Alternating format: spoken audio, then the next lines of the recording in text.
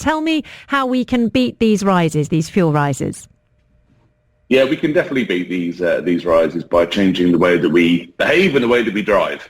So I think the first thing, you could actually offset probably most of this cost increase by stop idling in your car. Stop your car running when you don't need to use it.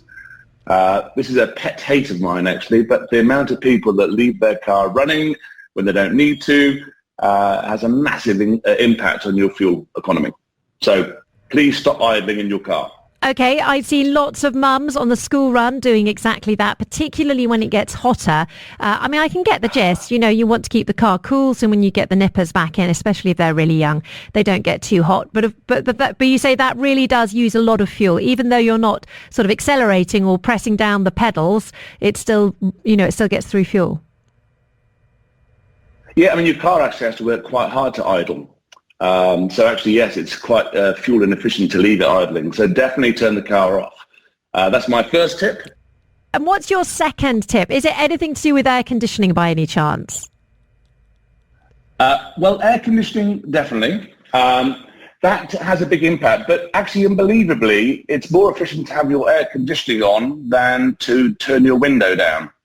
So some people might think it's better to turn the aircon off and put your window down and drive around. Actually, the lag that causes has a bigger impact. So turn your air conditioning down, but keep your windows up.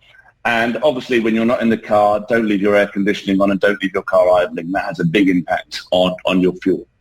The third thing, actually, is your roof rack. So there's lots of people who have roof racks and camping stuff packed on their car, and they leave it on all the time.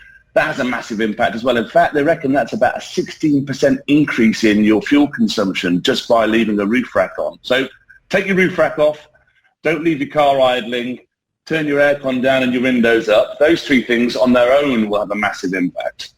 Obviously, it's lovely and cool out there at the moment, so the cars aren't getting that hot. But I think we actually spoke to you in the past over the summer, and you suggested that putting up a windscreen cover is actually hugely effective.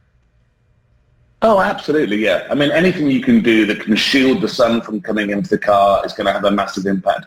And when it is super hot, then just leave your windows down by 1/4 of an inch. So the hot air gets out and you stop the sun from getting in. That'll have a big impact. That is interesting. I've seen other people doing that and wondered whether it was effective, because I thought that would just let the hot air in, but actually it's releasing the greenhouse effect, I suppose. It is definitely. And one of the things to think about, especially with the change in temperature at the moment with it being cooler, is check your tyre pressure. Because tyre pressures change depending on the temperature or outside temperatures. So most people don't do that on a regular basis. Again, that has a big impact on your fuel economy, not having the right tyre pressure. So please get to the petrol station and check that. Craig, honestly, hugely helpful. Thank you so much. Your advice rang in my ears over the summer, and every time I stopped, I put up that special, the special screen, and I'm sure you've saved me a fortune in fuel costs already. So thank you so much for your time. Great pleasure to have you join us here on The Agenda. That is Craig Stevens, who is the CEO of DubiCars, joining us right here on The Agenda on Dubai 103.8 with practical advice on how to beat those fuel price rises.